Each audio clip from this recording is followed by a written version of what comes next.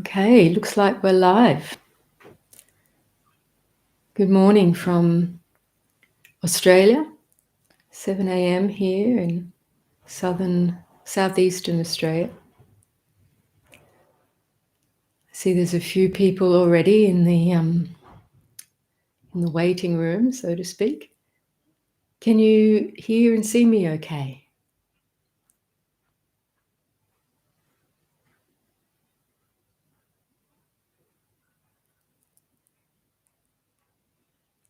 Lovely. Okay, I've got some thumbs up for that. Good visuals, good sound.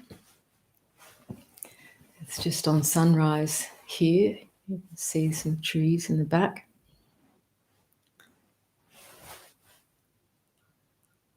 Very good.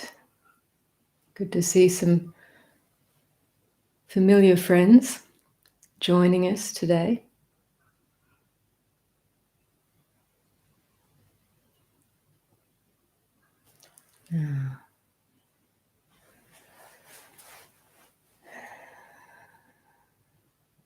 Just waiting a few minutes for people to pop in.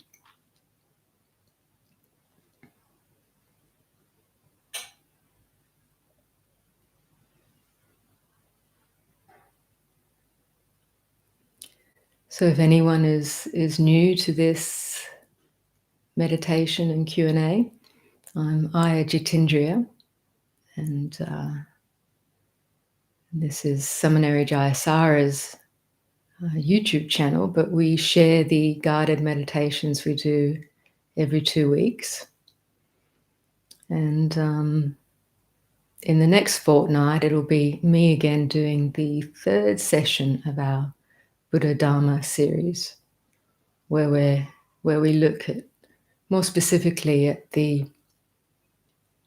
early Buddhist practice paradigms. I give a more in-depth talk about some aspect of that. And if you haven't looked at those videos yet, you can catch up on the first and second session. And in 2 weeks' time, we'll have the third one. So people dropping in from the USA, Canada, Britain. Just scroll up to see who else is here.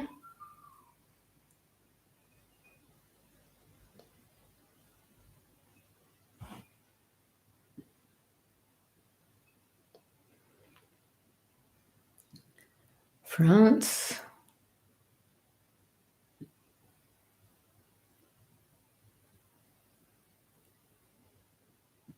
Germany. Lovely. India. Someone's joining us from India. That's great. We try to select the time that works for most time zones. Of course, we can't get it exactly right for everybody, but it's always there in the archives for people to tune in later.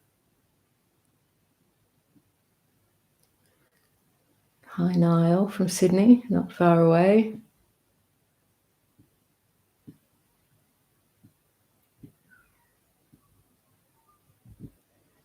Lots of people from all over the US, Nigeria, hi, and Tasmania.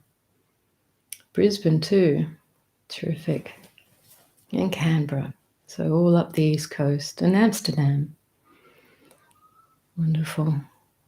It feels so nice to connect with people in all parts of the world. And New Zealand, g'day. And Finland, I've just seen that.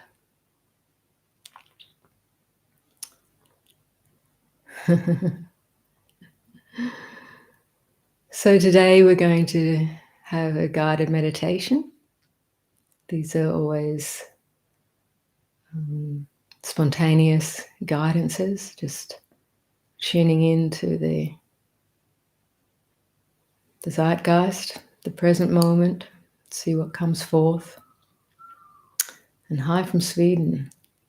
Hello, welcome. So if you're all ready to settle now, we'll we'll come into a meditation and then we'll have an opportunity for Q&A. And I do like to suggest that during the meditation, try to refrain from engaging in the chat box. Wait till we finish the meditation, because you'll be able to go much deeper if you're not also looking at the various comments or questions if they do come in, and it'll help everyone else too. Okay, so wherever you find yourself now, just start by bringing your conscious awareness to just where your body is. Whichever room you're in, just be aware of the space that your body is inhabiting right now.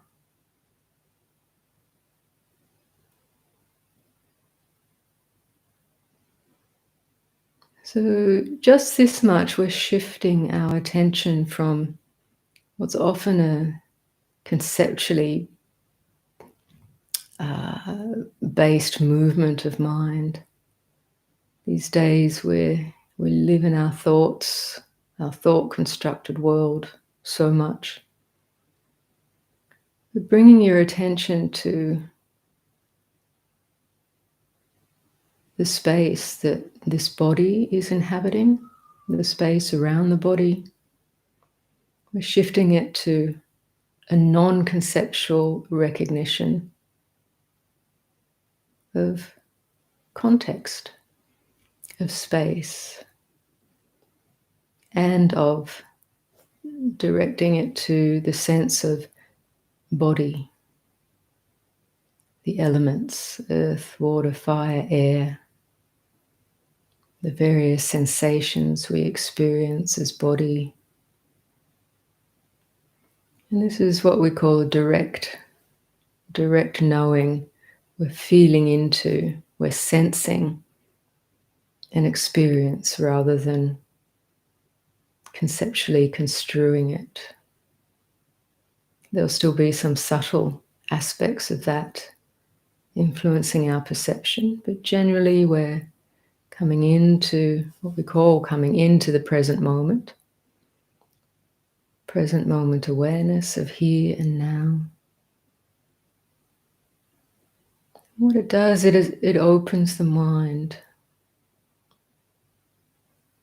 You may, for a few moments, experience the space between thoughts just by sensing into body, feelings of body, sensations of body, perception of space around the body.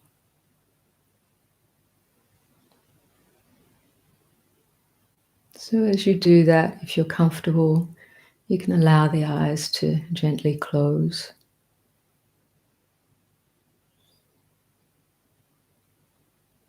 Then we center our attention more into the body itself, or the sensations of the body.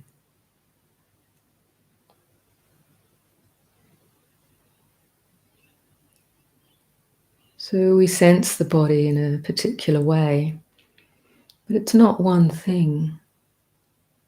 It's actually a cascade of different sensations. We feel what we call the weight of the body, the kind of heaviness, the effect of gravity, pinning this mass of body to the earth. And we experience that as weight or heaviness or solidity.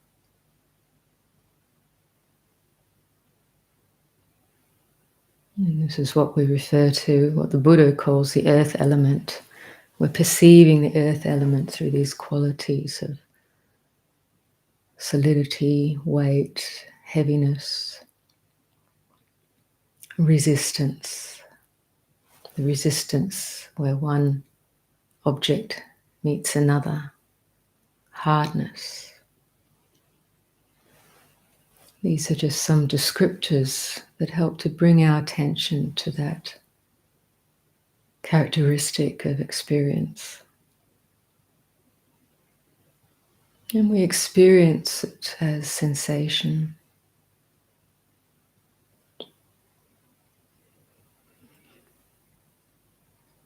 And there's other sensations within the bodily experience. We can feel the moisture, particularly in the mouth, the moisture of saliva when we swallow.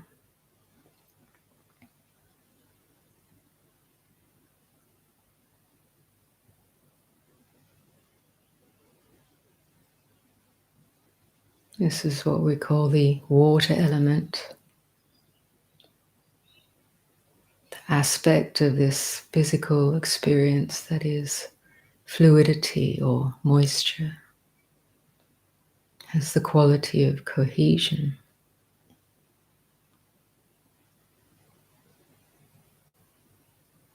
Subtle feelings of moisture behind the eyelids, around the eyes.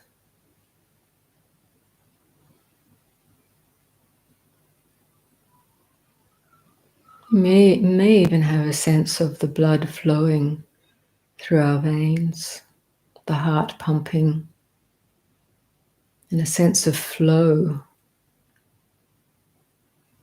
within the bodily system. This flow is also an aspect of water element.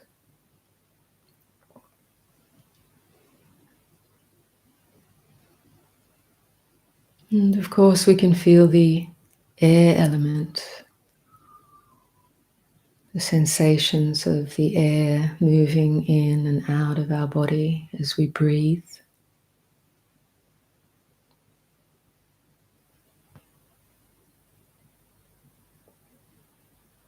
The air element,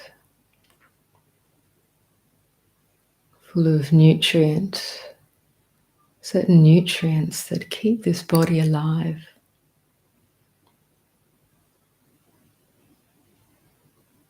Through breathing, we're in a constant exchange with the so-called outer environment. Breathing in and breathing out. The intake of external air element and the expelling of the internal air element.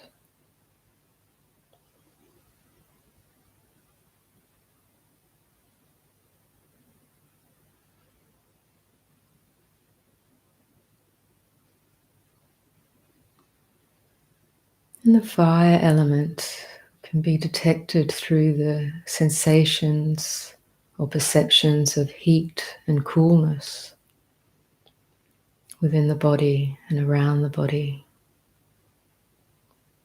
The skin senses the relative coolness of the air, at least where I am, against the warmth of the body.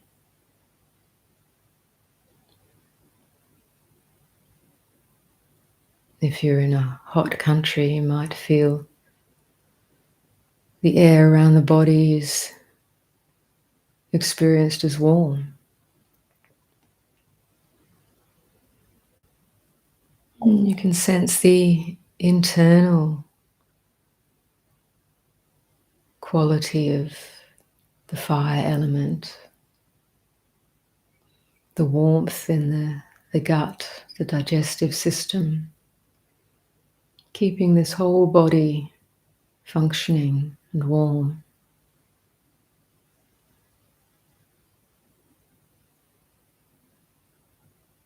And the warmth of the air as we expel it through the nostrils on the out-breath.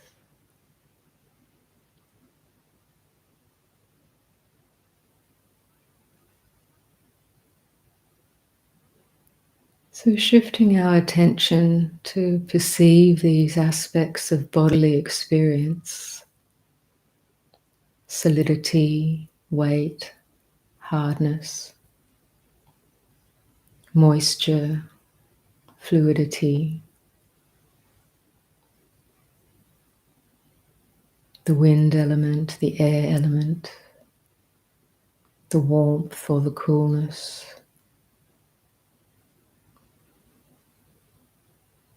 This is a way of experiencing the body that shifts out of, quite naturally, we perceive the natural elements and we naturally shift out of a sense of me and mine. This overlay of assumption that this set of sensations indicate a me, myself, mine. When we perceive the body, the bodily experience as earth, water, fire, air, we recognize that internally and externally, these elements are the same. This body is an aspect of nature, of the environment, in constant interaction with the so-called external environment, just to stay alive. So this organism exists in dependence and in relationship with all the elements, internally, externally.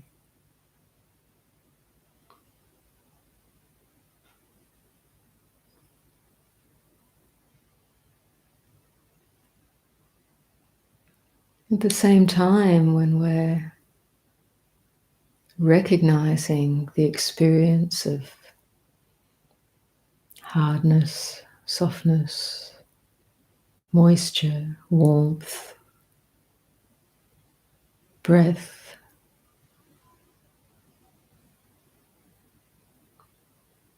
we're settling our attention on present moment experience, establishing mindfulness of body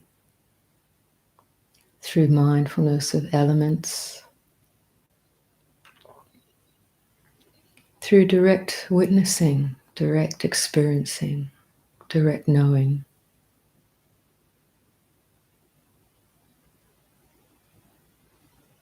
Which is non-conceptual.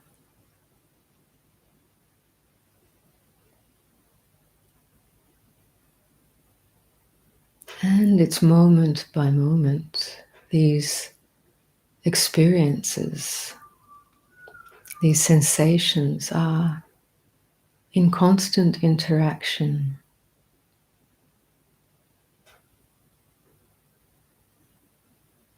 in constant change, mutation. Just like a stream of water running through the hills towards the lake, towards the ocean. We can watch that stream in one place, and the mind labels it a stream, a single stream. But actually, the reality of that stream is a constant flow.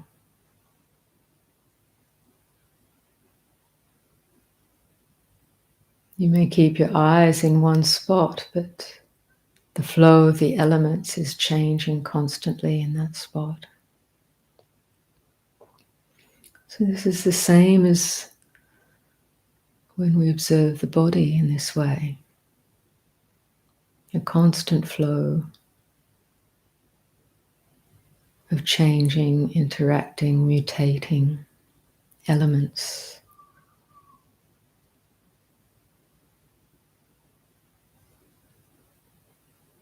It can be perceived through what we call mind, consciousness, conscious awareness.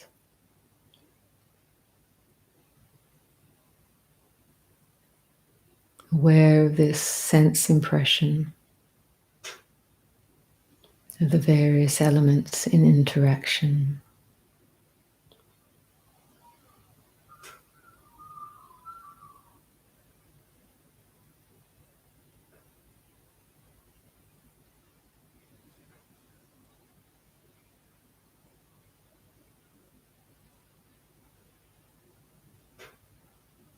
And through a combination of elements and mind, we perceive other sense impressions, sounds, odors,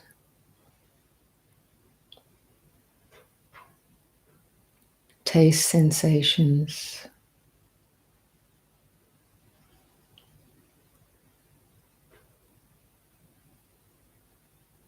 and internal mental impressions such as thoughts, memories, ideas, notions.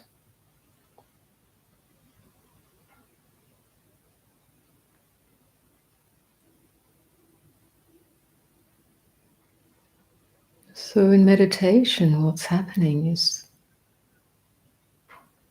we're perceiving the sense impressions of the six senses.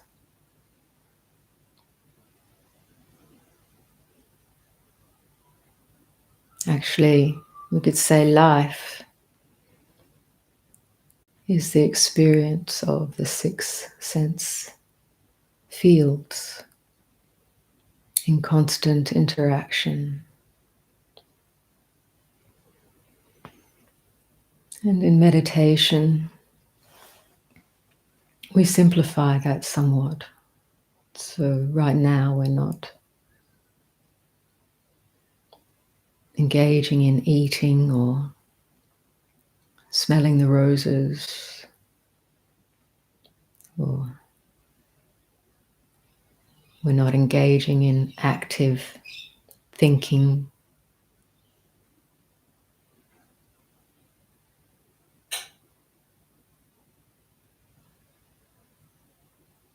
So we can reduce the input to this awareness of bodily sensations, maybe different sounds that come and go, dependent on your environment. And then the mind itself, the mental activity,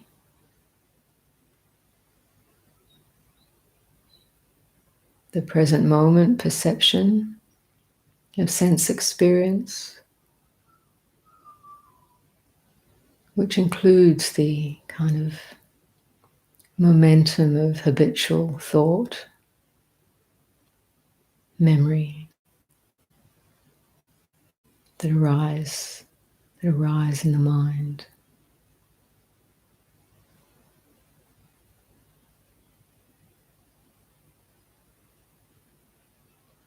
We can be aware of these momentary sensations, appearances.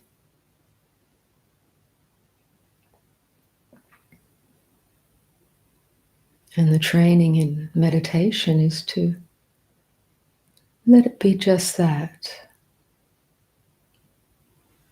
To be aware of the arising of appearances at whichever sense door, and to just let it be. Let it also subside as it does.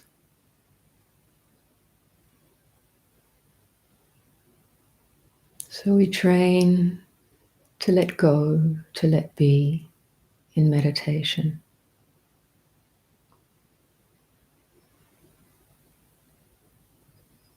Because we start to notice the tendency of how the mind habitually wants to engage, hanging on to the pleasant, pushing away the unpleasant.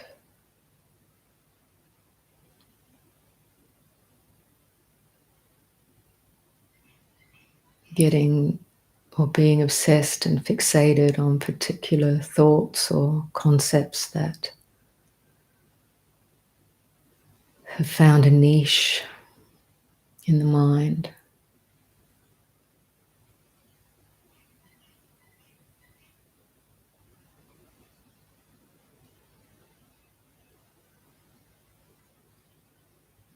So we take, our training here is to take the position of awareness, if we could even call it a position. It's not a fixed spatial experience.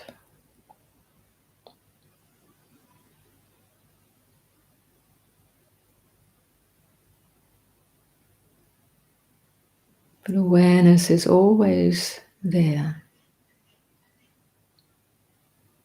whether we recognize it or not.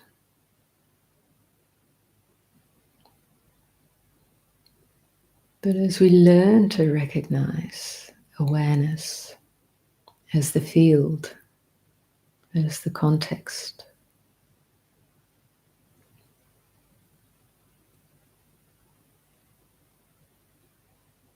it becomes easier to let the passing transient sense impressions just come and go as they do. It becomes easier to release any clinging to particular thoughts or ideas.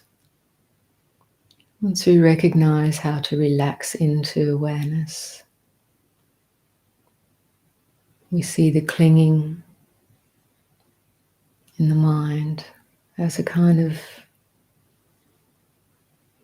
narrowing down, a collapsing in of attention to one particular impression, and chewing on it, thinking about it, engaging it in a way that keeps it turning.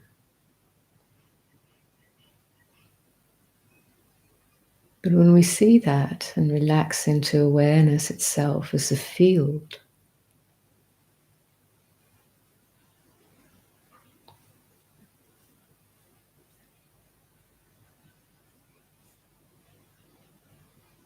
that object of your attention disperses very quickly, immediately. It was only actually held in the mind through the power of attention, desire, clinging, engaging, wanting, not wanting.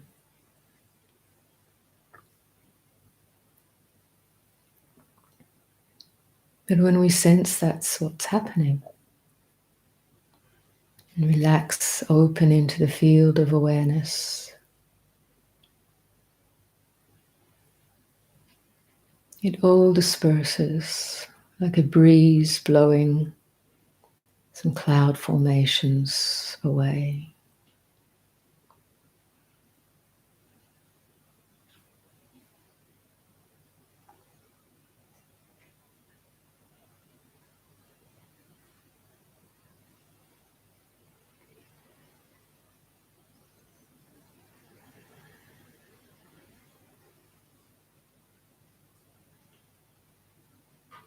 So it takes a while to get the hang of this, to notice awareness as a spacious, open, sensitive field experience, non-local. It's not anywhere in particular. It just is the very basis of essence of experience, yet can be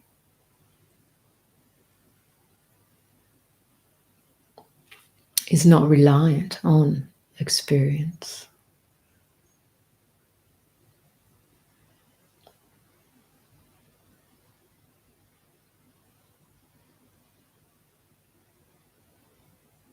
And experience, it's like the momentary cognition of something in particular. A sight, sound, smell, taste, tactile sensation, or mental activity, thought, memory, idea, concept. All of that is the activity of sense consciousness, the cognizing of things, experience, which is only ever momentary, fleeting.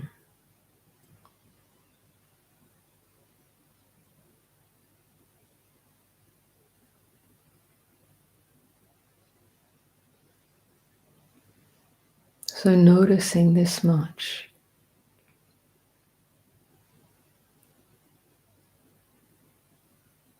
is the path of insight.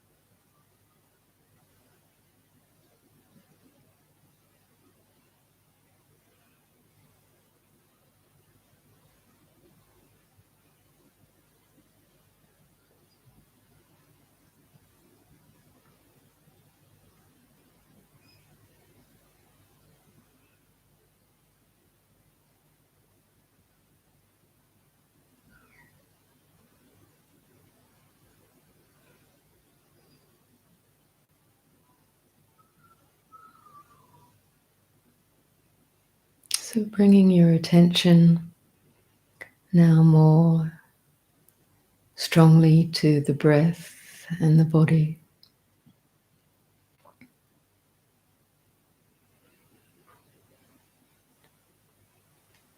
As we end this meditation for now,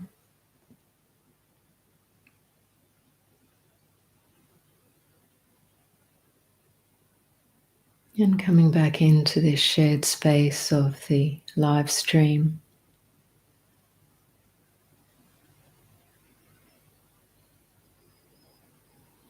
just to augment that guidance, I'll tell you a short teaching of the Buddha, which is very well known from the suttas, a teaching that he gave to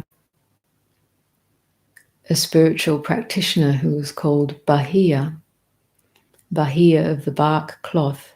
He was an ascetic and wore a robe made of bark. And he wasn't a Buddhist, a disciple of the Buddha, but he'd heard that the Buddha was purportedly fully awakened, and so he traveled a long way on foot to try and find the Buddha. And he was a long-term spiritual practitioner and had some insight, but not the insight that led to full awakening. So he encountered the Buddha, he found where he was, and the Buddha was on alms round with some other monks actually, and he asked, please give me a teaching. I've travelled a long way, please teach me. And the Buddha initially said, well, actually we're on alms round right now, it's not really the best time. But he persisted. He said, life is so uncertain. We never know when death may come. Please give me a teaching. And he asked in total 3 times, and the Buddha accepted. And he simply said to Bahiya, you should train yourself thus. In the seen, let there be just seeing. In the heard, let there be just the heard, or just hearing. In the sensed, the smelled, the tasted, the sensed through the body, let there be just that, just what is sensed. And in the cognized, let there be just the cognized. And when for you it is this way, in the seen, only the seen, in the heard and the sensed, only the heard, the sensed, in the cognized, only the cognized, then Bahiya, you will not find yourself here, nor there, nor anywhere in between. This, just this, is the end of suffering.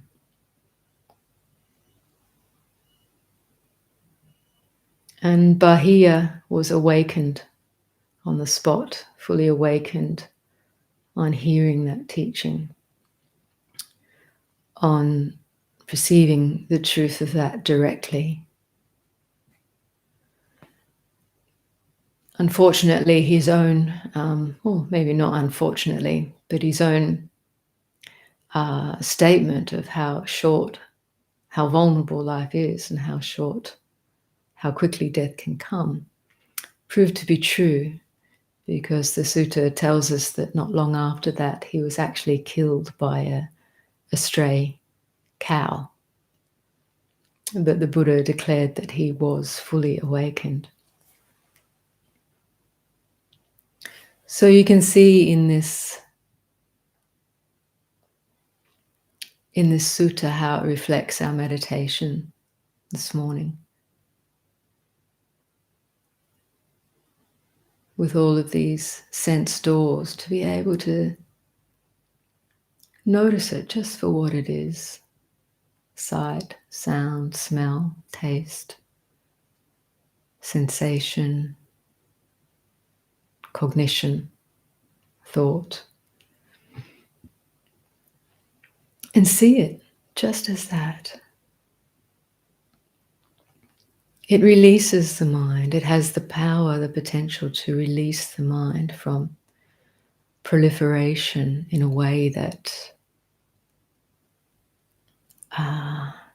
embeds this concept of me and mine as we become entangled with sense experience. So this doesn't mean we don't live our life responsibly and compassionately in a relational world, but in our meditation we can develop this awareness, this quality of awareness that sees things just as they are. And we learn to rest in awareness, in that knowing, in that seeing. And insight can arise in a way that releases the mind from ignorance, from the lack of understanding, releases the mind from confusion, from clinging, and all its various forms of reactivity.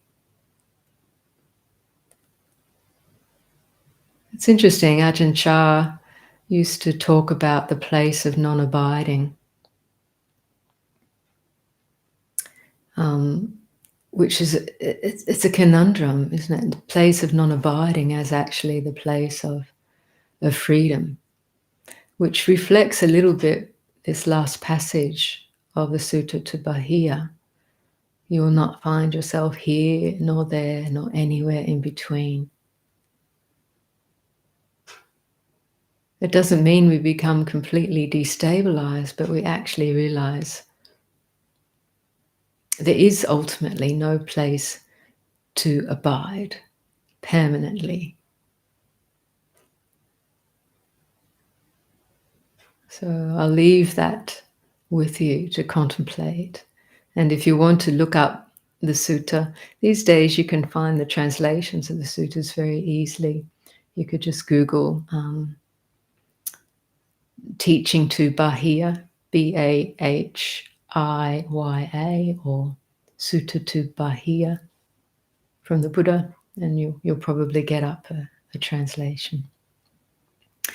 So do we have any questions coming this morning? Any comments or questions about your experience in the meditation, or about what I brought up with regards to the senses?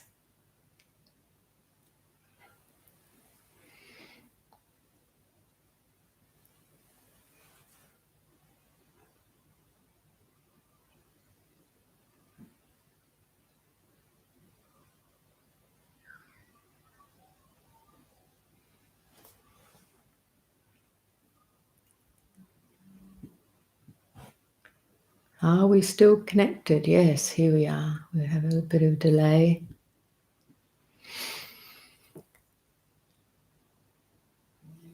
Eve asks, Ayya, would you agree that upon awakening is a good time to allow time for meditation, as we leave the liminal space of deep sleep, like a doorway or a threshold to cross over into the day?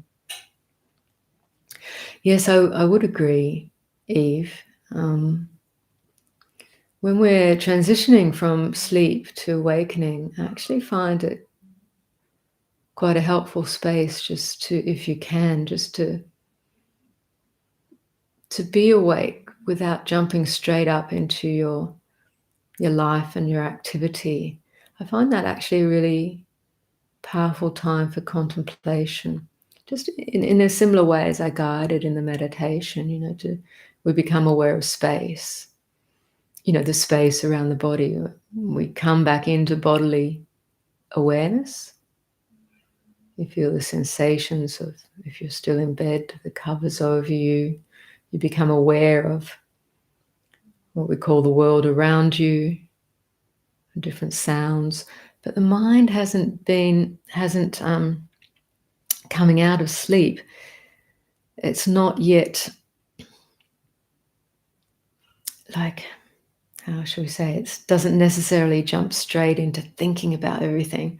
Perhaps if we're really busy and we feel like we have to, we jump into that. But ideally, if you can just let the mind be empty and take in these new impressions of body, space, sounds, sights, so-called, now we're engaging this objective field, so-called outer and inner. And just to bring awareness to that without thinking about it.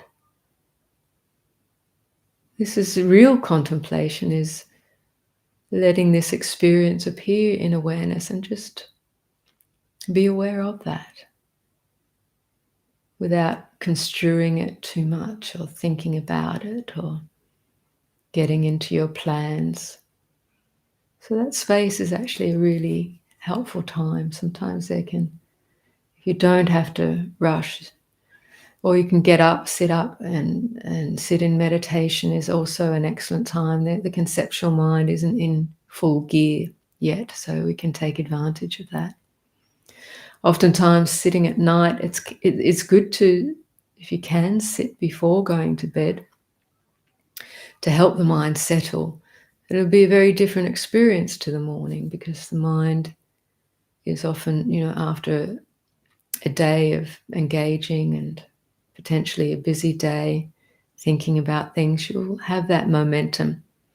Now, it doesn't mean that you can't practice, but you just have to be aware that this is the momentum of the mind's activity from this day, and give it space. We're noting it, we're aware of it in the same way as any other time, but it can take a little longer to settle into this open, spacious awareness. It doesn't mean that open, spacious awareness is the definitive goal here. It's actually just awareness of what is, what's appearing. Because as soon as you're able to recognize appearances, things can disperse quite quickly.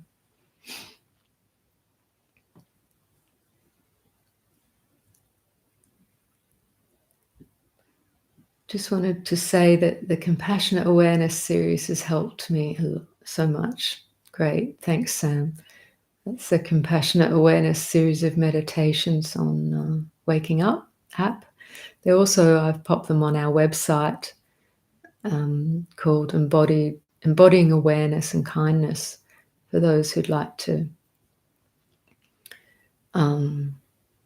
have a listen to those. And I've got another series, Sam, coming up soon that'll be for waking up, more in-depth guidance to work with some of the more difficult emotional territory we get in life, we have to work through in life. So it won't be long, I'm still working on them. So Jayasara has very kindly put up the teaching to Bahiya on a link there. Oh yes, she read that teaching on her own channel. So there you go. Thanks, Jaya.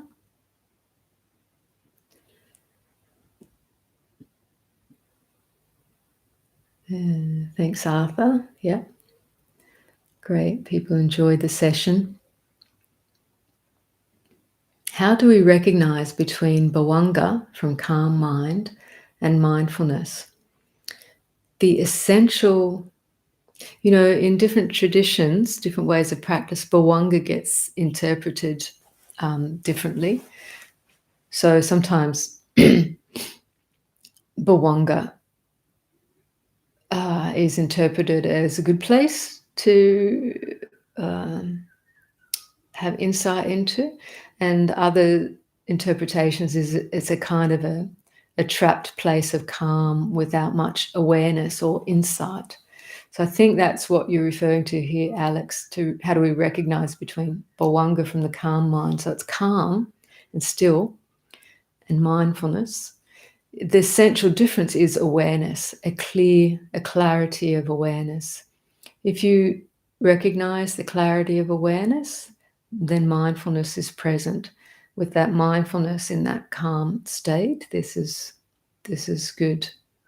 Samma sati, right mindfulness, which will lead to right concentration. This experience of bhavanga, it can be very calm, but it's kind of a bit, in this context, it's not necessarily, doesn't have a clarity of awareness.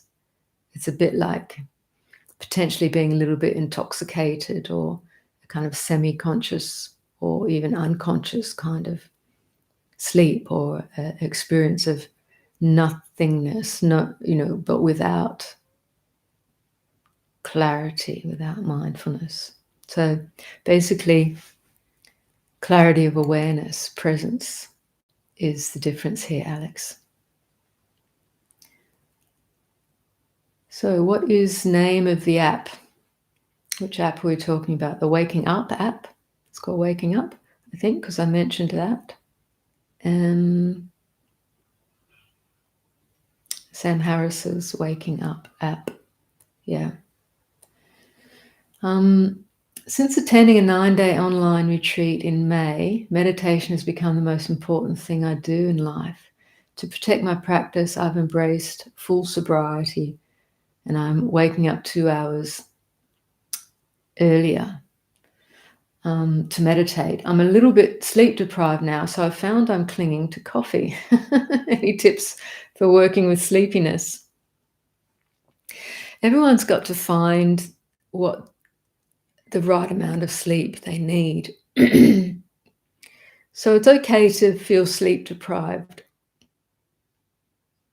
Sometimes it just happens the way life works out. But personally, I wouldn't recommend a life where you feel sleep deprived a lot of the time.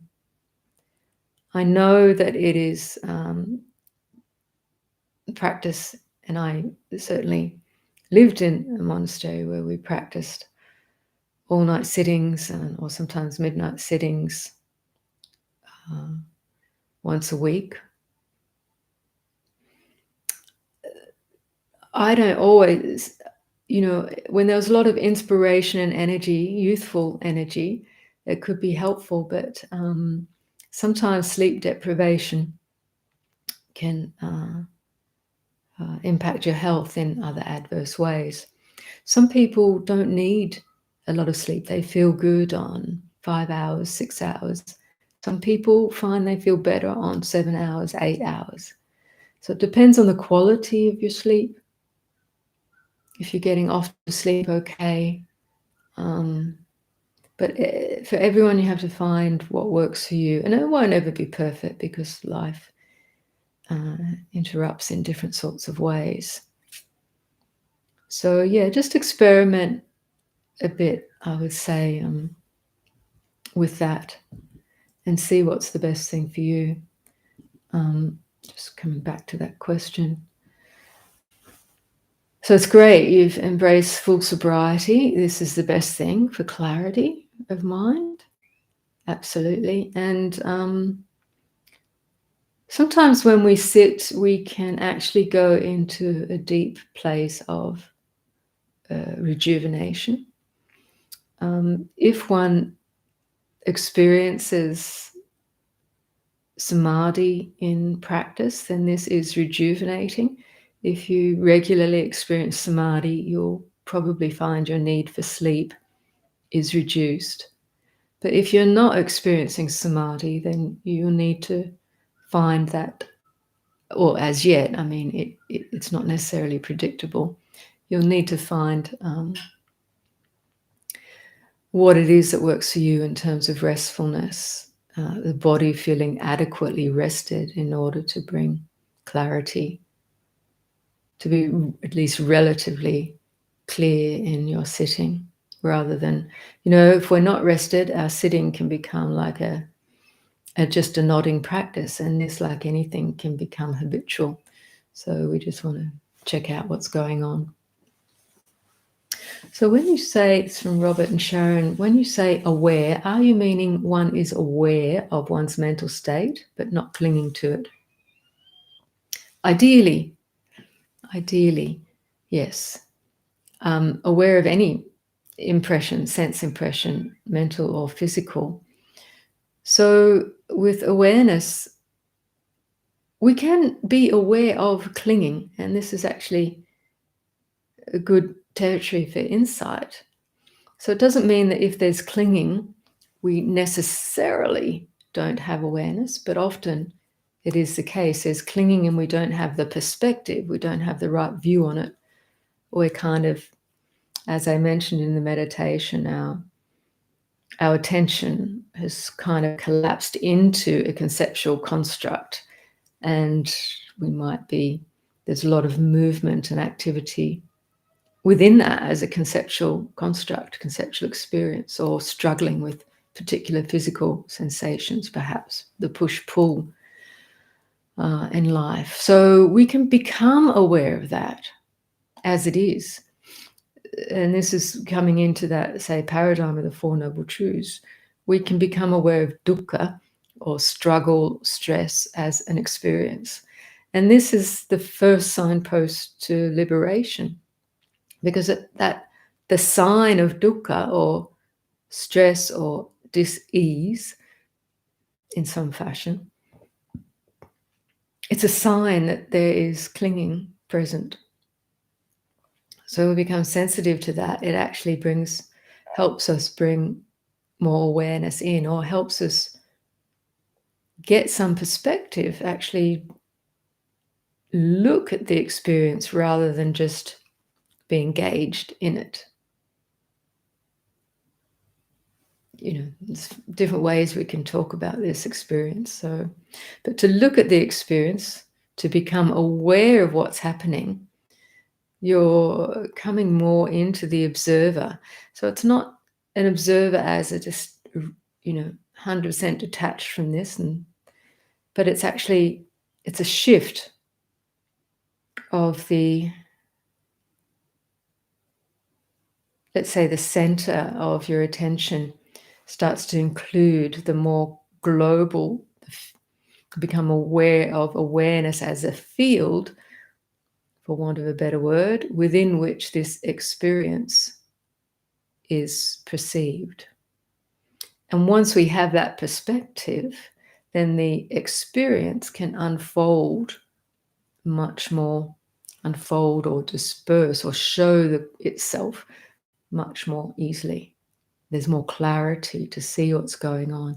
When there's more clarity, then things show themselves for what they are.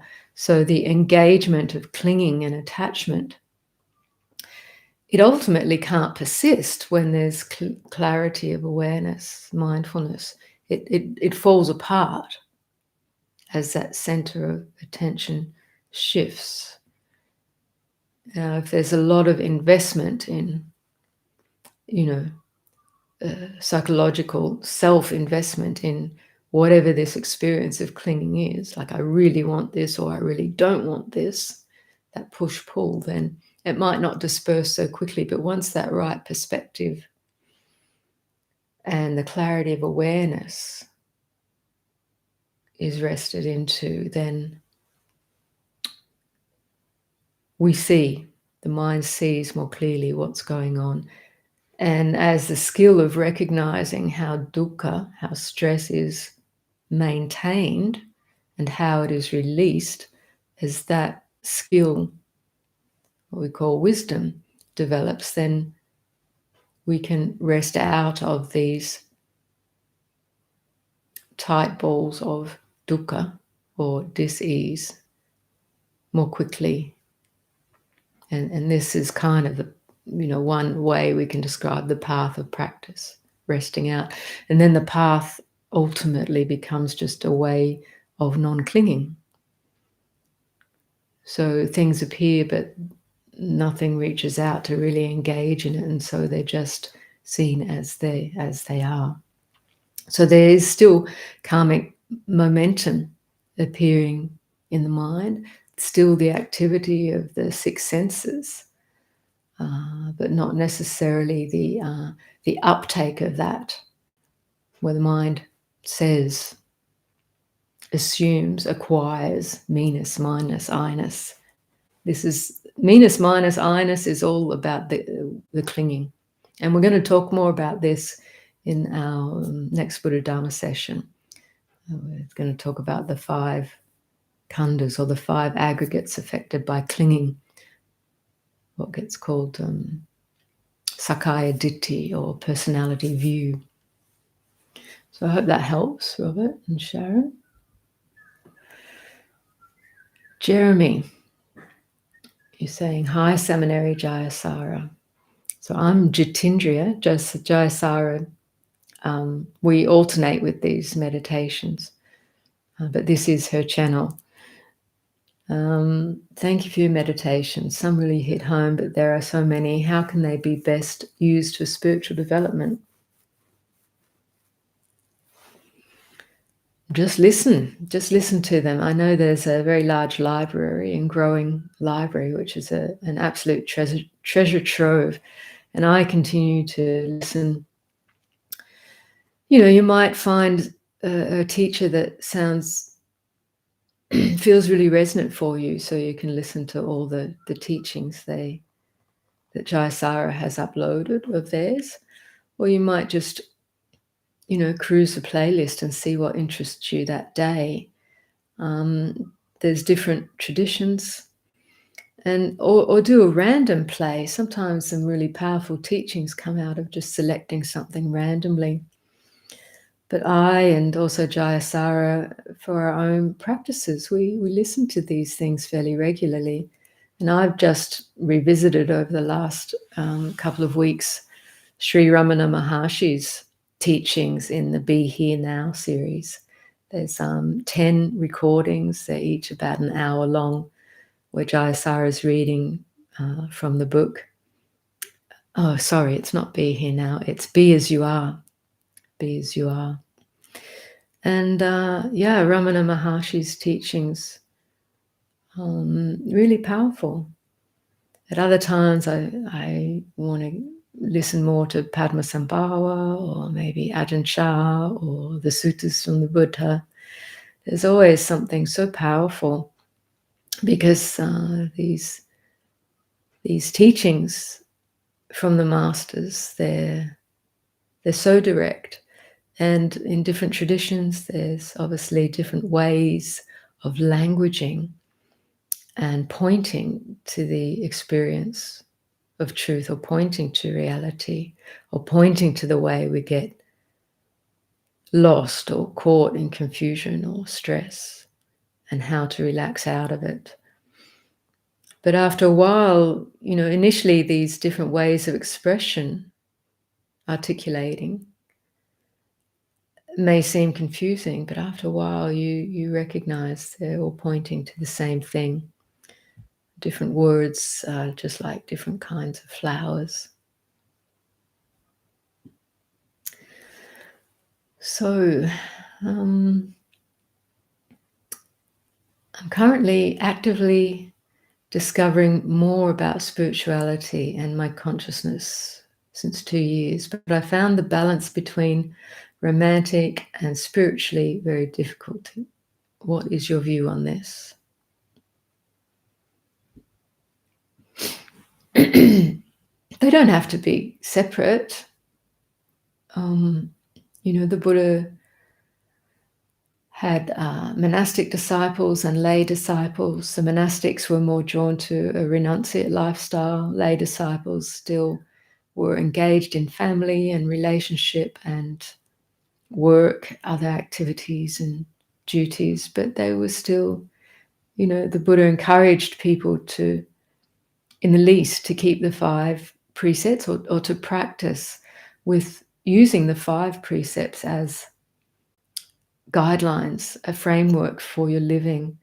It's a moral framework, but they also, when contemplated, lead to insight as to what's wholesome and helpful, what's unwholesome, what's unhelpful. They can protect your practice karmically, in the sense that we move away from engaging in activities that can bring harm to ourselves or others, but can also rebound in ways that can cause kind of obstructions or difficulties on our path. But also these 5 precepts are the best guidelines for engaging in relationship, whether it's intimate relationship or other platonic relationships, because they have harmlessness, the ideal and the intention of harmlessness at its root. So if you're, romantic, you mentioned romantic relationships.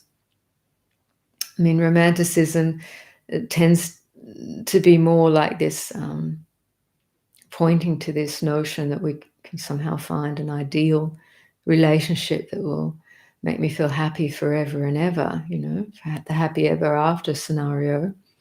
But this is, you have to see this as an ideal and a Hollywood promo. If we engage in relationship, there is the loveliness and the beautifulness of that, but there's also the work of that, the challenge of that. Any relationship, usually intimate relationships,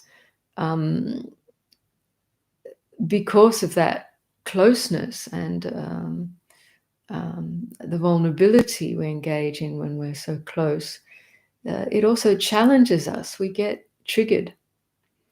easily in close relationships. So this can be a growth point, particularly if both partners are committed to spiritual growth, to learning, to want to learn, and not just spiritual, psycho-spiritual, because the triggers, it's all about often our psychological history, emotional history, as much as anything else. But all of this, if two people are committed to working together in relationship, to develop spiritually as much as mature as people in this world, this can be very powerful, very good. So it doesn't have to be one or the other, but finding a relationship that you don't have to sideline your spiritual practice, that is actually can be complementary to your own spiritual aspirations, is kind of the ideal. But you have to work with what is. The other thing, just to mention, if you're looking for the perfect spiritual Hollywood, the perfect romantic Hollywood version of relationship, that's not to say you're not going to fall in love, or you won't find the right partner, someone, maybe someone who feels really karmically connected. But relationship itself doesn't bring lasting happiness. It's a working relationship. Relationships are working relationships always, but they can be incredibly supportive in life with a partner who is equally committed to harmlessness and growth. So, and Peter has mentioned something else here: sending your desire for love fully to God or the universe, and let it deliver to you what you need at the right time. That's also some good advice. The new series you're making for the Waking Up app, will you be putting the new series on your website as well? Yes, ultimately, I will. So you'll all get to share in that.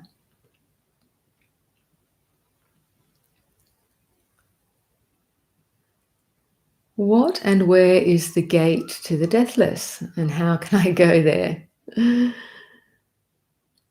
Nice question.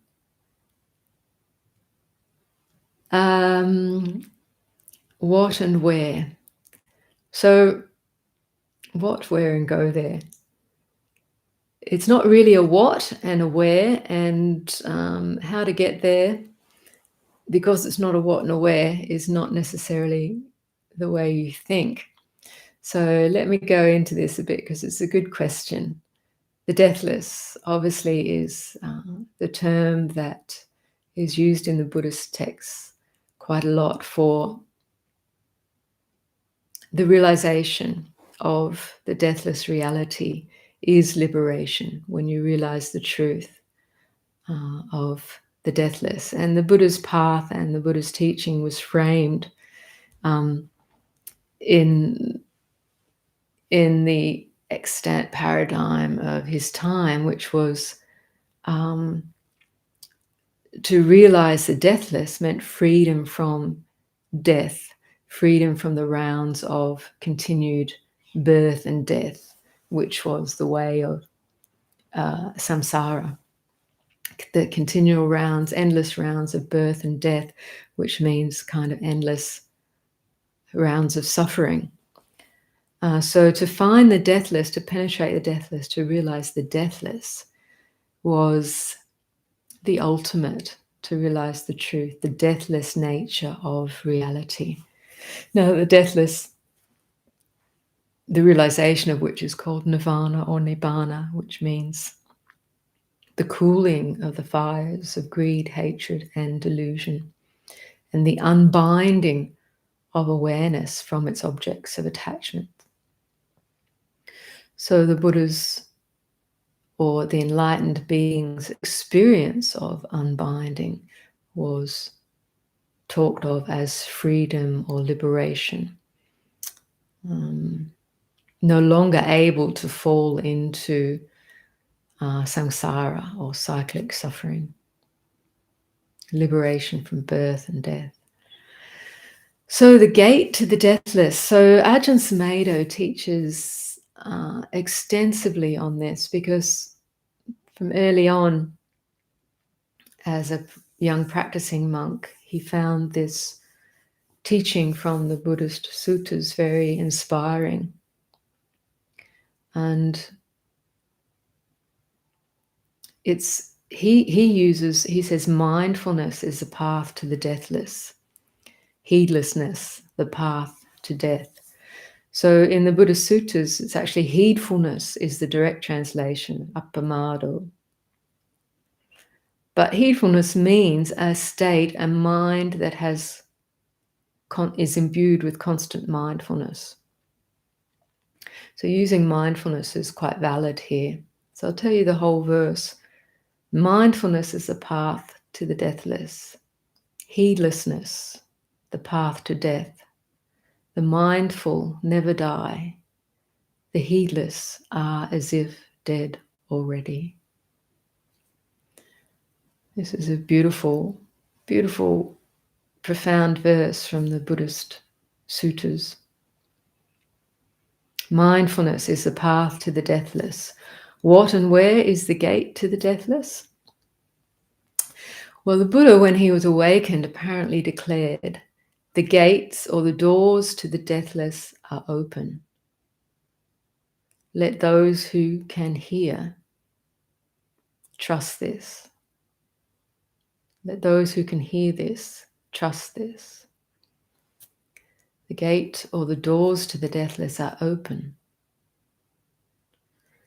So what does this mean? Ajahn Sumedho teaches his own way about the gate or the doors to the deathless, which he points to as mindfulness, as conscious awareness. Similarly, as mindfulness is the path to the deathless, mindfulness, conscious awareness is the place or the threshold from where we can experience deep insight and full awakening. So it's both the path and the gate or the door, if you like, the threshold. So this is the what and the where, and also the how. Right? Mindfulness, the path to the deathless. Heedlessness, going the other way. Heedlessness, doing stuff without any mindfulness, just heedlessly reacting and falling through life based on habit, jerking around, not collecting the mind and really considering, being aware, being informed by wisdom and compassion, moving through life, sensitive to the effects of our actions, body, speech, and mind.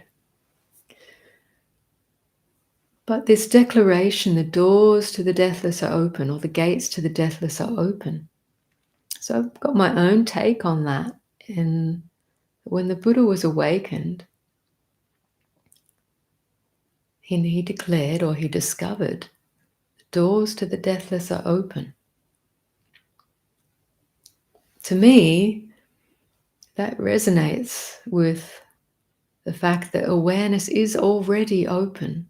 There are no doors or gates to heaven, if you like, even though it's not the same concept as heaven. But we have the same thing in the Christian traditions, and the gates to heaven.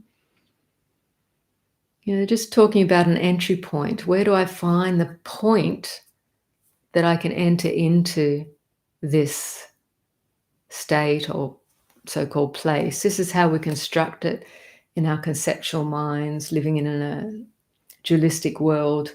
We have doorways into different places, different things. So a gate, a door is just a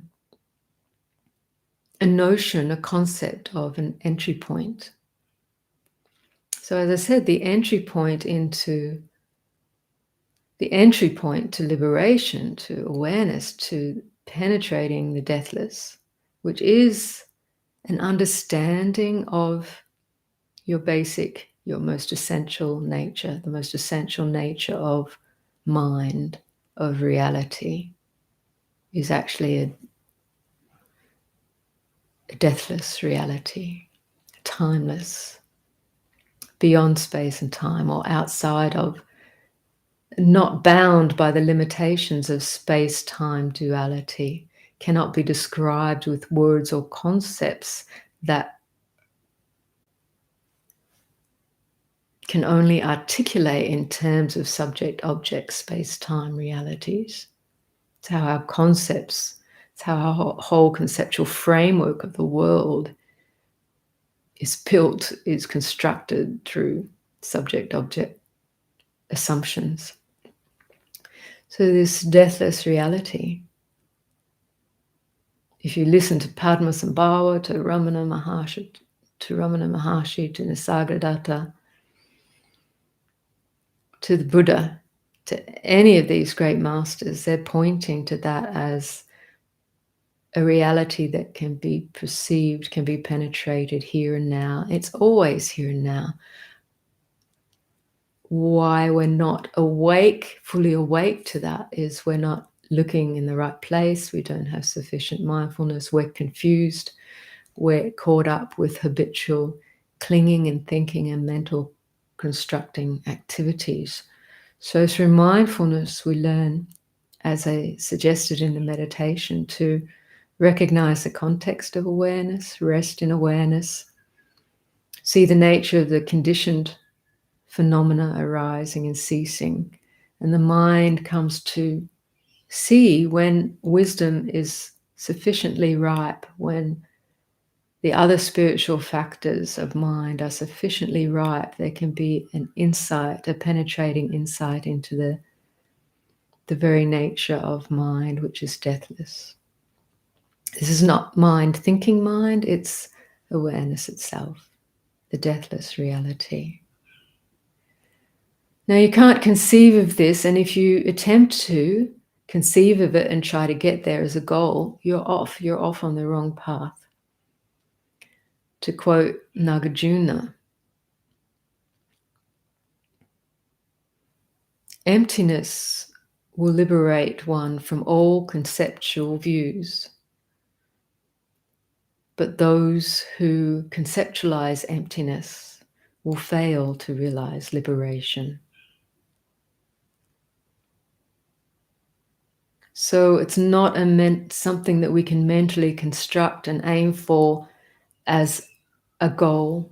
This is the way we've been educated to do stuff, to achieve stuff. Meditation is a different process. It's letting go, it's relaxing out of that to recognize your deepest nature, which is actually beyond I-ness, me-ness, mine-ness. Or rather, with that penetration of the deathless, you see the I-ness, me-ness, mine-ness as other thought constructs, habitual thought constructing activities.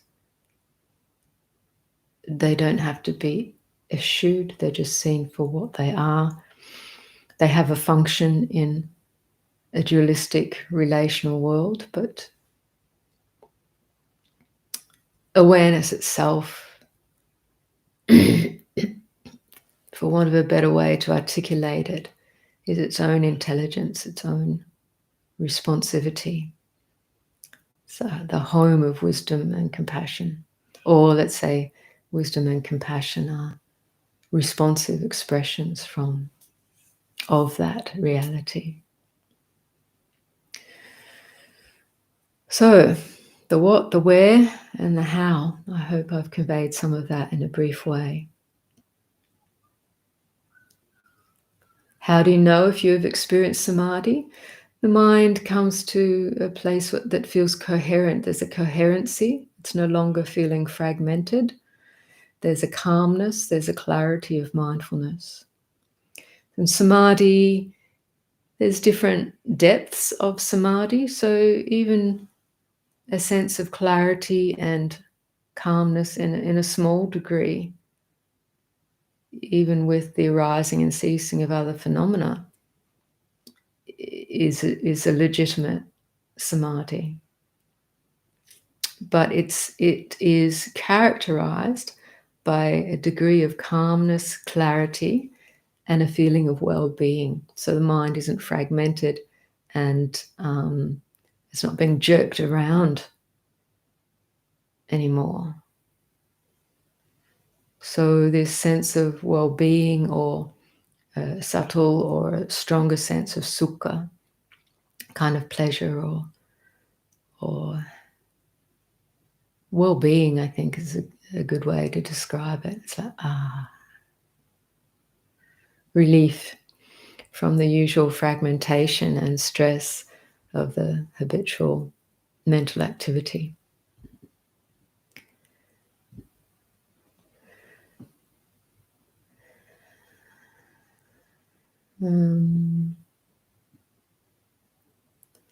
How can one keep open awareness and perspective while doing intellectual work and not collapse into the objects, if possible? Well, in a way, in our daily life, we have to direct attention and focus on things. So it's not necessarily a bad thing if there's mindfulness when you're directing attention to focus on, say, intellectual work or something else, then that's good. We have to be able to, we learn, it actually can be helpful to learn to direct your attention and engage a project. I think that the mindfulness aspect, you're mindful as you're doing that. And you can, when you develop mindfulness, so it's not like just this one thing. It's not like one thing that accompanies you. It's a sense of a holistic awareness. So even though we may be focusing on one thing, and if you're like me, too many distractions in the field can inhibit your focus. So you sometimes have to find a quiet place to do your work and not have to be constantly responding to other people while you're trying to do your work. But if that is happening, like, you can still be aware that, frustration is arising or annoyance is arising because of that noise, or I can't focus enough. So you're aware of the mind state. So mindfulness, you develop this awareness of the body, of the feeling tones of pleasure and pain, of pleasure and, let's say, pleasantness and unpleasantness. The mind states, if the mind, you detect if there's annoyance arising, aversion arising, or its opposite, whether the mind feels concentrated or fragmented. You're aware of the factors of mind, or you become aware of them as they arise, even within your field of focus. So it's a skill that you develop the more you learn and practice mindfulness in its four foundations. So it's an awareness informed by wisdom that accompanies you in whatever mental activity you engage in. So let me see. So when I talk about, attention collapsing into objects, this is something in meditation. When we're doing meditation, we're not engaging in other activity.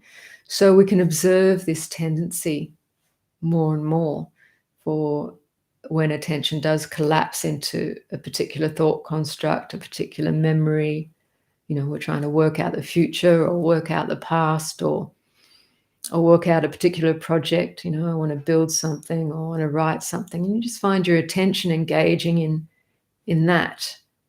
And we can observe that in meditation, because in meditation, it's not about that. So we can practice seeing how that shift, the movement of attention, works based on what factors: desire, interest, aversion, this push-pull. So we can contemplate, in meditation we can contemplate and see directly those factors working and learn to relax more into the field of awareness, which isn't pushing anything away. Often in early practice, we think we somehow engage this idea of letting go as a pushing that out, getting rid of that. Just got to have empty space. It's not about that. It's about seeing if it's unpleasant, the mind will habitually not want it. And so we see that and we relax our attention. In this case, we use let be. And it changes by itself. When we see the mind habitually hanging on to wanting, chewing on something, desiriously thinking, how can I get this? And it disturbs the mind. But as soon as you see, that's just the engagement of desire with a pleasant memory or a pleasant sensation or the idea of a pleasant object that I might be able to get. As soon as you see that, the mind opens out. The object disperses by itself. So this, from the point of view of wisdom, there's no push-pull. From the point of view of clinging, it always feels like a push-pull. So I hope that helps to some degree, Alex. Is it possible to socialize with wrong friends while being a Buddhist, but without coming across as sanctimonious? Sure. The Buddhist advice is always associate with good people, because it brings wholesome states, it brings encouragement, it helps us not fall into harmful ways. This isn't to, it's not about demonizing people at all, but just to recognize how you are influenced and to be judicious and discriminating in life. We all have our own learning curves around this. So, but all sorts of people of all persuasions came to the Buddha to learn, and he accepted them all. In fact, many of so everyone has this potential of awakening. So we definitely don't want to pigeonhole people, but if we want to walk the path of awakening, we also have to be just a bit careful about and discriminative about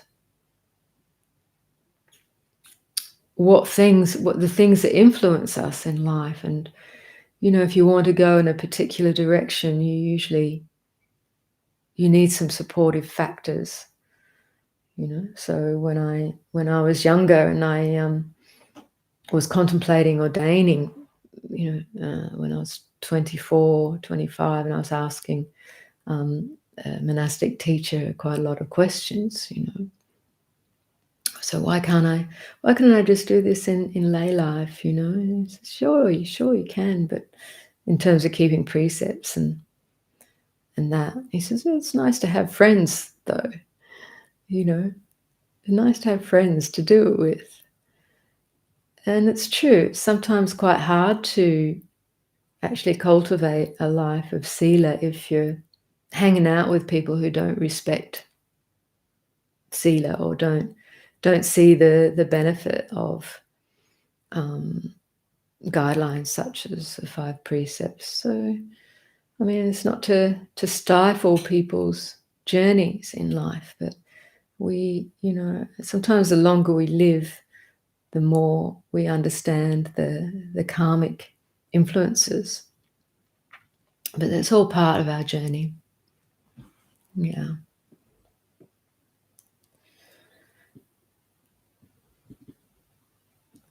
So, I'm one of your listeners from the last 2 years. Now I'm stuck on one thing. Is Jiva and I am the same? Is Jiva the experiencer and the I who's asking the same? Yeah, it can be. So Jiva, for those who don't know, it's a term that comes mostly out of the Advaita tradition. Ramana Maharshi talks of the Jiva. It means, from my understanding, and it's in the Buddhist tradition, but it's more like the being, the individual being, the Jiva, the individual being, the sense of I, or the sense of I am this or I am that, the sense of individuality. So it's still, this sense of jiva is still kind of existent within a dualistic view. But this body, this individual existence, the being, if you like, is jiva. It gets used a little bit differently in different contexts, but I think what you're asking, is it the same? And from my recent revisiting of Ramana Maharshi's teachings, it is. And is this jiva the experiencer and the I who is asking? In most cases, yes, because Ramana points out that the I thought is still a dualistic construct. And so the one asking and the one experiencing, if it's within the framework of I, if it's experienced as I, me, mine, as a subject or an object, as if it's within that dualistic framework, it's the same thing. To recognize the reality which transcends that is just that which sees, that which knows, that which is aware of the experience and the one who's asking. Is it this? Is it that? Who's asking? Ramana says, encourages us. Who is this I? And as you ask the question, mind turns to look.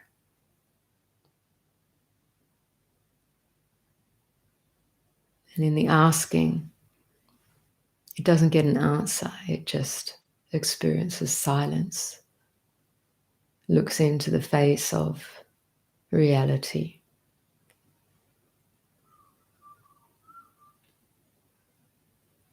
Empty awareness. So this is one way of looking at that, or practicing that. So I would encourage you to tune in. I mentioned this series earlier, the Ramana Maharshi's teachings, Be As You Are, a series of 10 teachings, and you'll get more clarity on this and on this channel.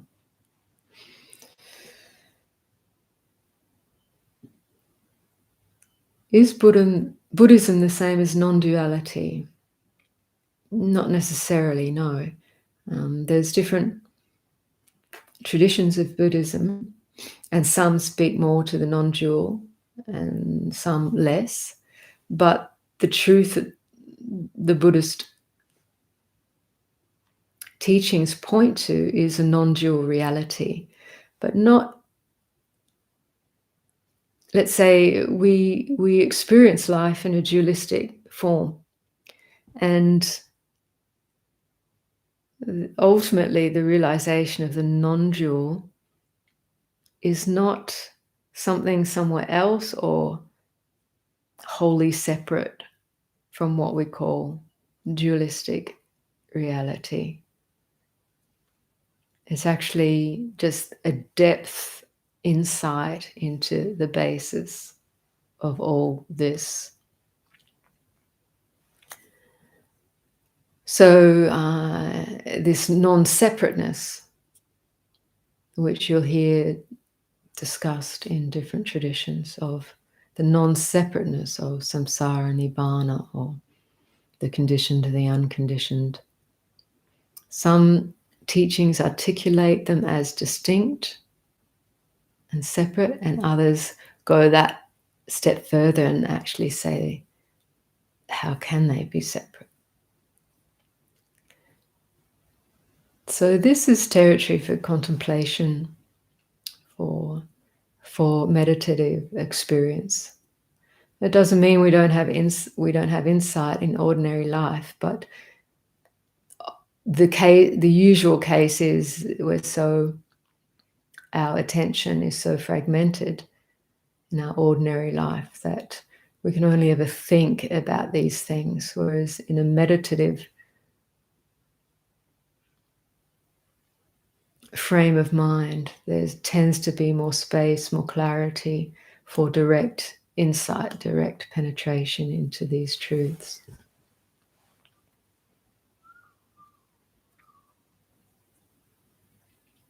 So Niall says, who was asking about sleep deprivation earlier, says, last week my sleep deprivation sparked a foul mood one morning.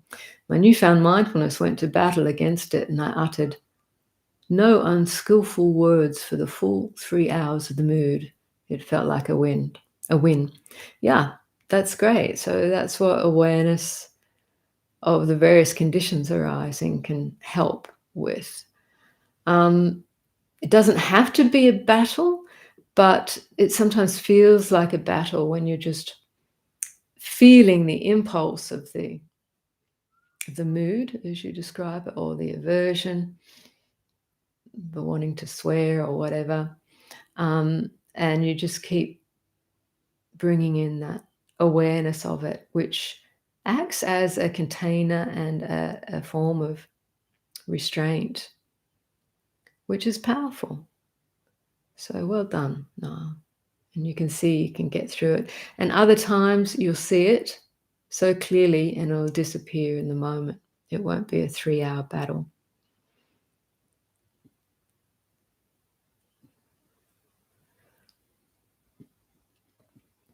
Thank you, Ayya. Moving meditation. And thank you for sharing. Great. Got the Bahiya link. So Niall says, perhaps sleep deprivation and maybe food restriction are methods of stressing the mind so mindfulness can be strengthened. Well, it's in the renunciate path, it is these things. I mean, they don't set out to engage sleep deprivation as a teacher, but the renunciate path does encourage not indulging or overindulging in sleep, because it is delicious. But there's a balance. There's a balance here to be found. And certainly not eating in the evenings or those who eat just one meal a day. Yeah, these kind of restrictions and restraints in a renunciate path, it brings up stuff. It triggers stuff. You'll get to see the desire and aversion arising in different ways, because monastic teachers will talk about it. It's like, the kilesas have got nowhere to go. You kind of corralled them.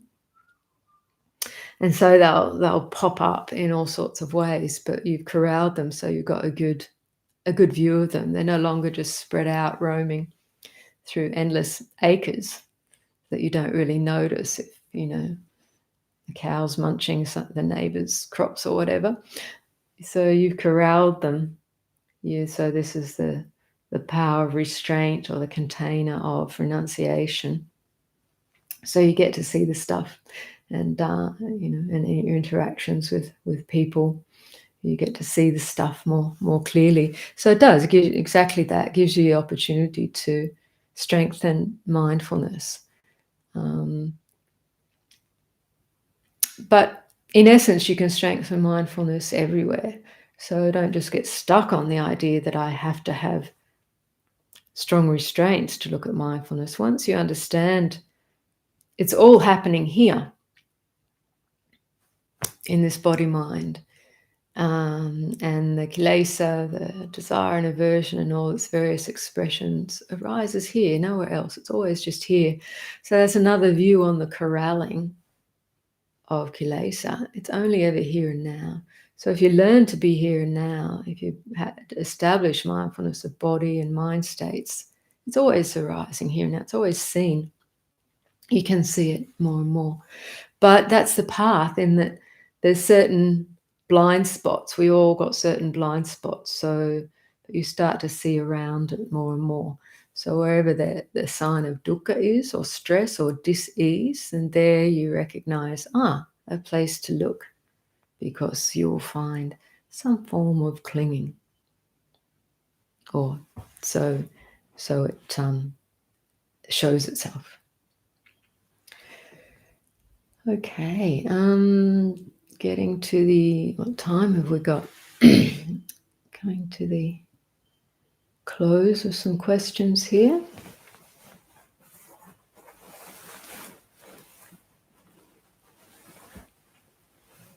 When I feel annoyed and have presence of mind, I think, this is a good time to think of what the monastics teach according to the Buddha. Yeah, well, when I feel annoyed and have presence of mind, just as I expressed, I think, this is the arising of aversion. I feel it. I recognize it's unpleasant. I recognize the stress of that. There can sometimes be a perverse delight in feeling angry or averse, in a way, because it concentrates the mind. Everything else all the distractions flown away, and you just feel aversion, anger. And if you're not careful, that will want to express itself in a loud voice, blah, whatever. By which I mean dumping your anger on someone, but bringing awareness to it. It's like, yeah, this is the mind state of aversion. It's arisen. It wasn't there a moment ago. Now it's present. As you've cultivated your mindfulness, it exists within. You can give it space. You can pad it with space. So you observe this arising phenomena. And depending on the degree of the skill developed, that space allows that construct to fall apart fairly quickly. Or it may take some time to just protect. That space just protects things until the state, the mood disperses. Or you can actively inquire into it. Who feels this anger? And look into who's the owner. No one. As long as you think it's me and mine, then that thread of ownership keeps it in action. But if there's no one owning it, it's just something that appears and can disappear. And when your system starts to learn that you can relax out of these things, and it feels so much better to relax out of them, because being stuck in them, thinking I've got a problem, or I am justified to feel this angry, or that I've got to hold it at bay really carefully, any of that, it keeps it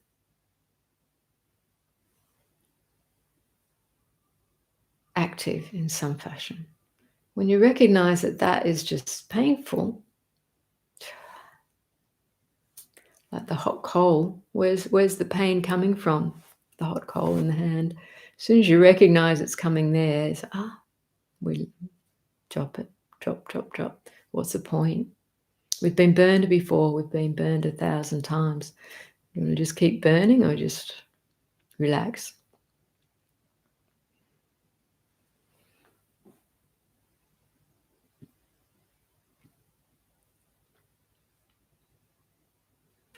Okay, so you continue. Then I think of the different eyes and bantus. I get friendly, calmer feeling.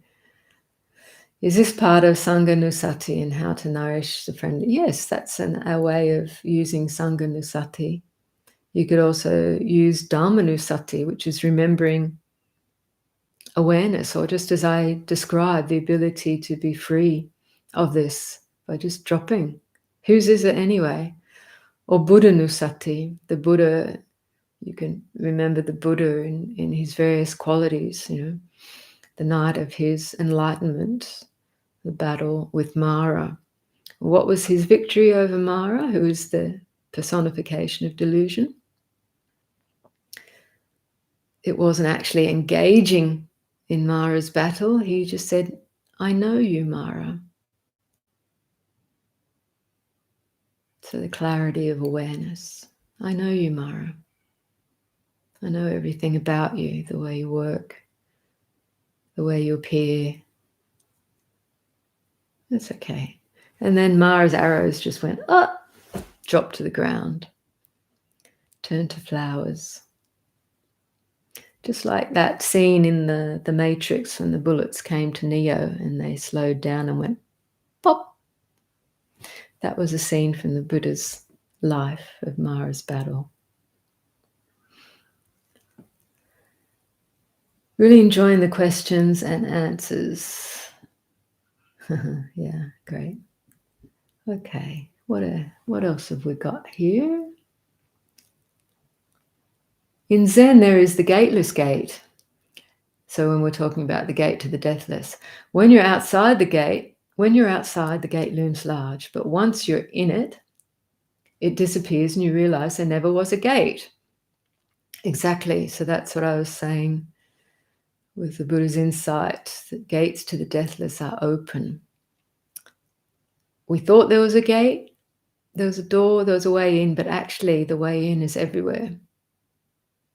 There's nowhere wherein you would be excluded. There is no inside, outside. It's just the entanglement of confusion. We think we have to look somewhere else. And I'm reminded of a beautiful Sufi poem. I think it was Rumi. And I won't get it quoted exactly right, but it's something like, I've been knocking and knocking on the door to be let in. And then I discover that I've been knocking from the inside.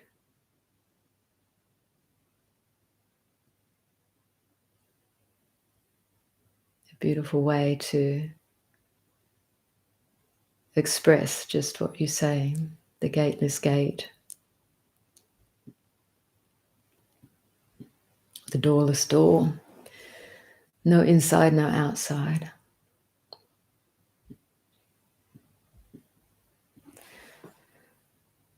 If nirvana means coolness, is it better compliment to say to a Buddhist that she's cool rather than that she's hot? Absolutely.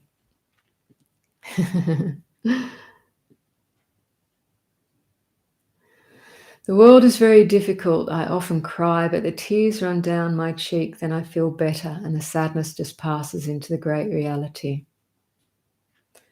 Mark Twain. Now, is that your real name or are you quoting Mark Twain?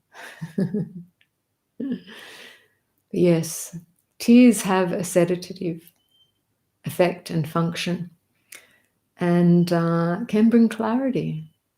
So, and compassion.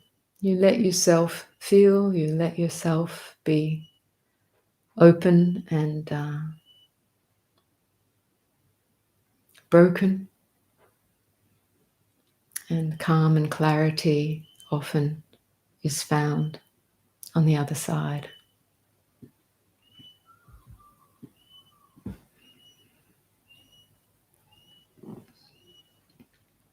This is Jeremy, talking is an ignoramus. It seems to me that the gate to the deathless is always open, but closed by our awareness.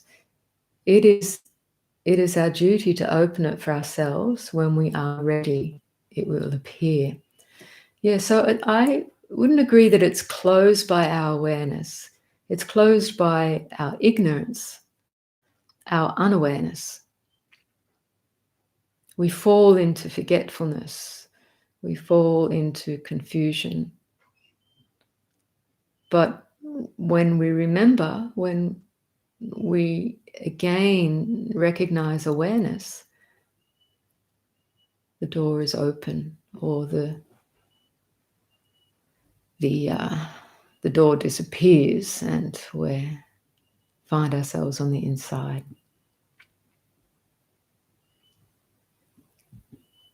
Oops. The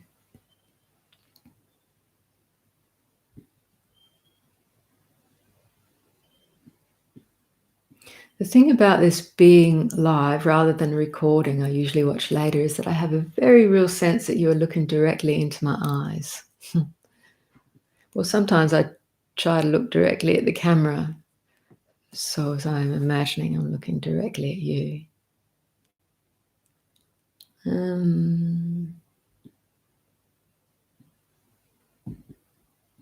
Now, I think I've come to the end of the questions.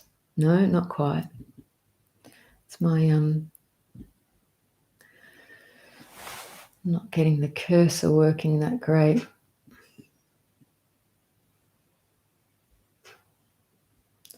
So, excuse me for my slowness here.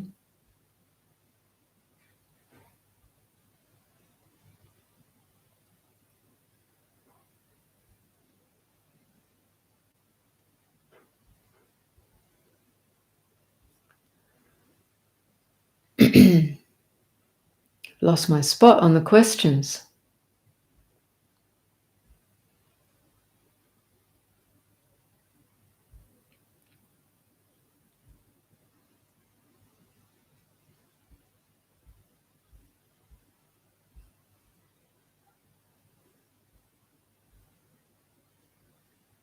Okay, sorry for the delay, guys.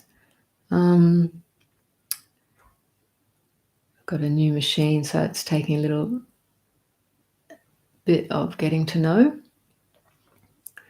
Okay. Good. Some people's questions have been answered, which is great. I think we might be getting close to the end. Everything is the one thing appearing as the many. To appear in this realm in a biological body with all of the inbuilt traits and desires and the corrections to false thinking. And the corrections to false thinking, if that arises.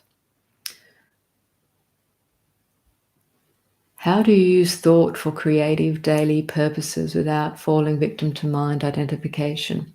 Well, just know that that's what's happening. You're using thought.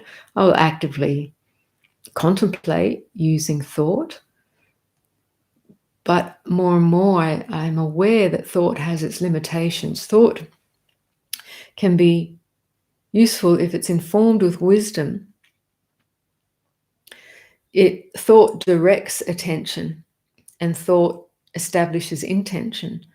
So this is really helpful for developing the path of skill and wholesomeness, to establish wholesome intention and direct intention, or direct attention. This is the skill of thought.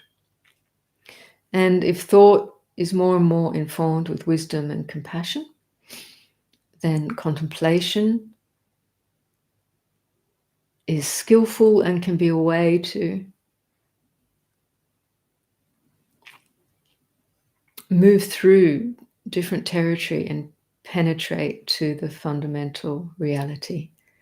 But awareness informed with wisdom will always understand the limitations of thought. So thought is like, it can come up with a good counterfeit of reality, but it's not. It's actually a construct.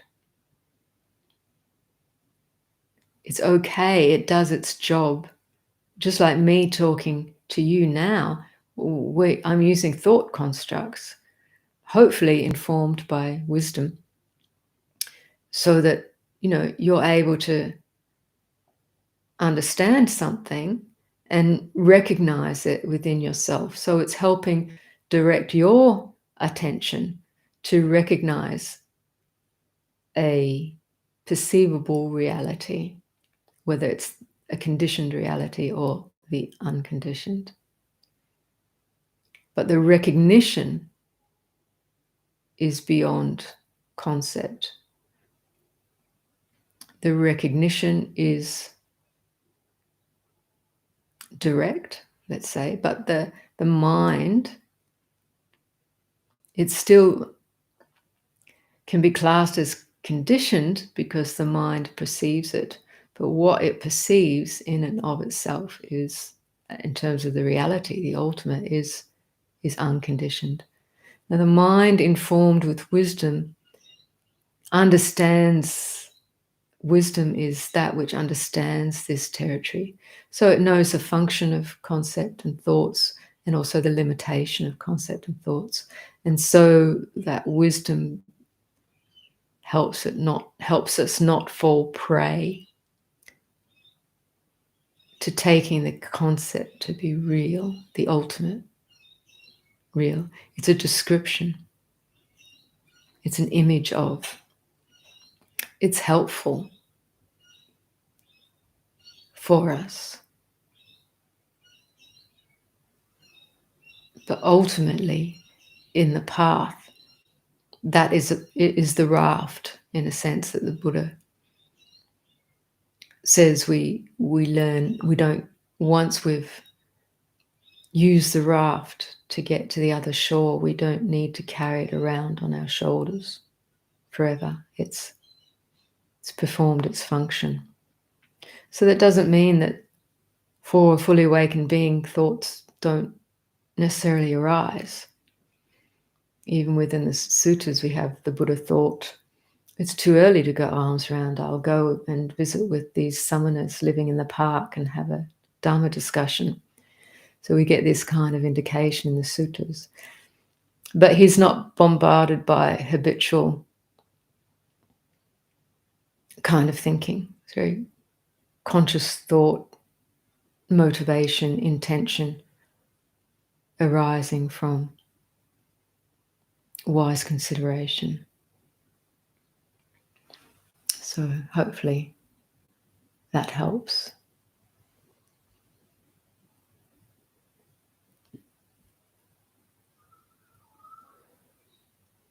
So using thought for creative daily purposes, yes. So the identification is thinking, I am the thinker, I am this thought, or this thought is the ultimate reality, rather than seeing its limitations as construct.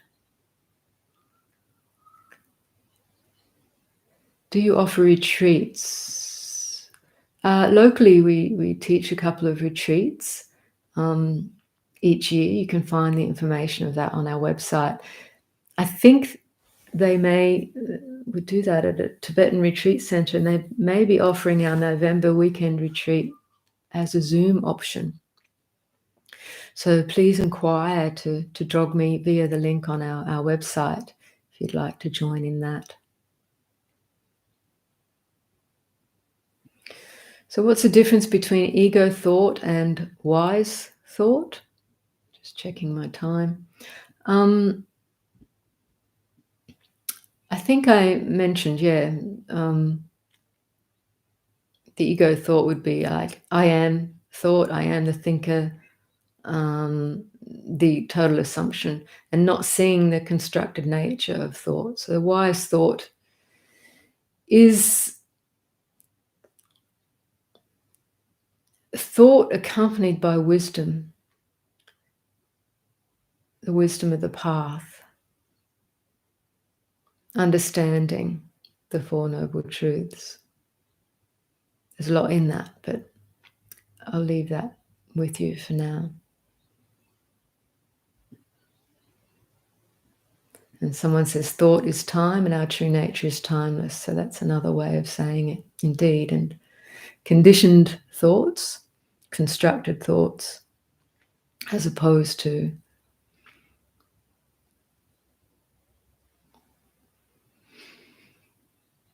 the intention of wisdom and compassion.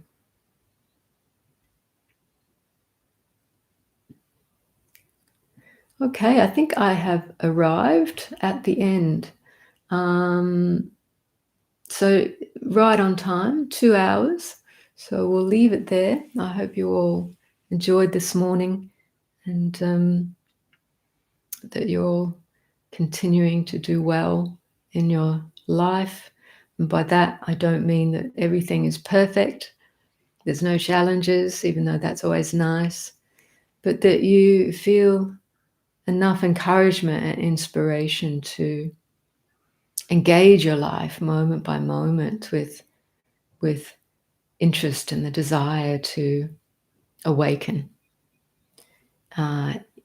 exactly where you are, because the Dharma is here and now, wherever you are. It's nowhere else. And awakening would not be awakening. Truth would not be truth if it could not be found right here and now, no matter what the conditions. So, wishing you all well. See you again in 2 weeks' time if you'd like to join for the 3rd session of the Buddha Dharma series. And if you pop over to our website, there's 1 or 2 new meditations up there, but also some interviews that the monks from Clear Mountain Monastery